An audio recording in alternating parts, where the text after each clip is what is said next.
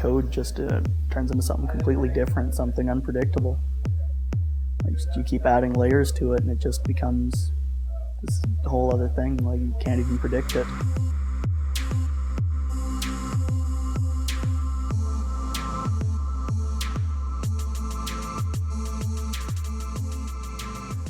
Independent games are cool because it's a different way of making games. They need to think differently than a AAA company. They need to think, what do I have that they don't? What can I put in a game that will draw people to it that isn't like the best graphics yet? I made one over Christmas, released it over the Christmas holidays. Not really been a successful thing, but it was the first thing I did. Made like $5 with it.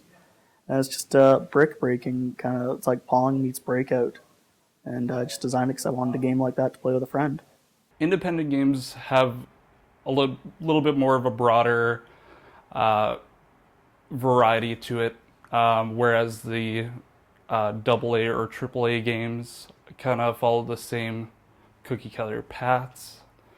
I just like dealing with independent games because they're a lot more interesting to me.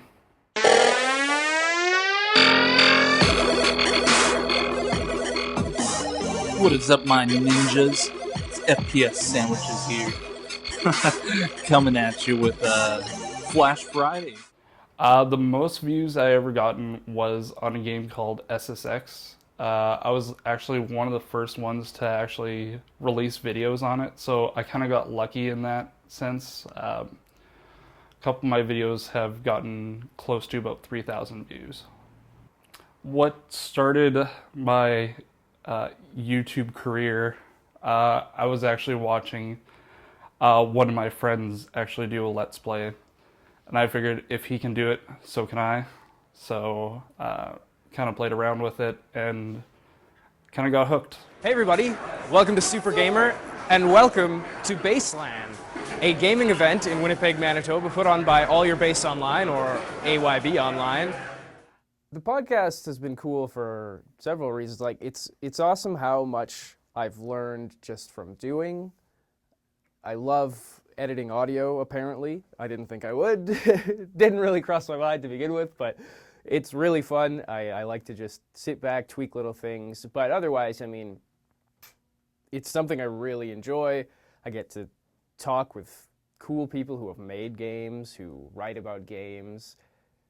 I guess Winnipeg's kind of in the center, but it also has a really laid-back, creative vibe, and there's not a lot of ego going on.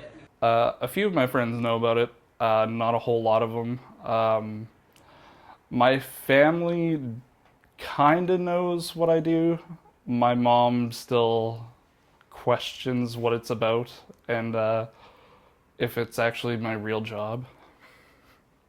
I think some of them do, some of them don't. Some of them just think it's impressive that the computer turns on and does anything at all. I was shocked to find how big Winnipeg's independent industry or developing industry is. There are a lot of people in Winnipeg, and not only in Winnipeg, there are people who know people in Winnipeg, who come to Winnipeg. Like, I did a video on Peg Jam, which is a game jam that happens here, and there were people from Iowa, BC, just tons of seemingly very, very skilled developers. I was shocked to find the community we have here, and they all know each other, they all help each other. It's really cool. Definitely people are able to do it better than I can. So, well, certainly people actually here are able to do it a lot better than I could. But just learning. I'm a student. You shoot a man from a cannon, and then you hit him with balls to shoot him even farther, and I think I've discovered that if you hit him in succession quickly with the balls, and he just gets tons of air. Like, sometimes you'll come up with a really cool idea and discover someone already made something like that. It actually reminds me a lot of one game I played. It's called Burrito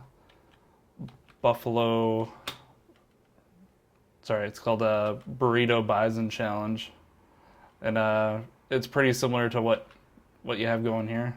A lot of the things people just take for granted to be in games, like saving and just restarting when you die. Some of that takes quite a bit of thought and code. Like, if you were just to respawn a player like where they died, they'd probably just keep dying. Like you got to figure out where to put them, what to do with it, how to reset the score, how to handle things that are on the screen. I think mostly I just start trying to get a good idea, trying to develop into something fun. There's no point in trying to figure out how to market something that's not fun. Advertising, basically getting your game out there and known. Creativity could be a problem. Money is also a problem sometimes. Some games don't get properly funded and they just basically disappear. I constantly read or hear like, oh, this game's $10 or this game's $15, so hold off, maybe it's not that good. But I don't get that. Like, I can afford $10, $15 on almost anything. And that sounds probably like I have a lot of money. I don't, but the idea that, oh, I'll definitely buy this $60 game because it has to be good, but I'll only buy a $5 independent game is so weird. Like, if I pay $10 and it ends up being a stinker, big deal. I lost $10. Like, that's a meal. Sometimes you do hit kind of like a creativity block where you kind of come at a crossroads if you want to continue doing it, or if you stop getting subscribers, or if people stop watching your videos. But you just have to keep going at it. There's been a couple times where I almost stopped, but I've actually talked with friends in the community, and they kind of motivate you to keep going. One of the reasons I'm proud of the Android game I made is it's not a great game, but at least it's finished. It's something I saw through from start to finish. I like games that are innovative, that make me feel emotions, or that are just fun. You never know what game will be great. Even the worst games possible have something that they do in a way that's a little bit different. I've talked with developers of games, and some have actually thanked me for doing videos on theirs. Yeah, I'd like to keep going. In the short term, I got an internship with Complex Games here in Winnipeg, down by the U of M. You'd be shocked at the quality of games that come out of Winnipeg, I think. I just really plan on just keep making stuff.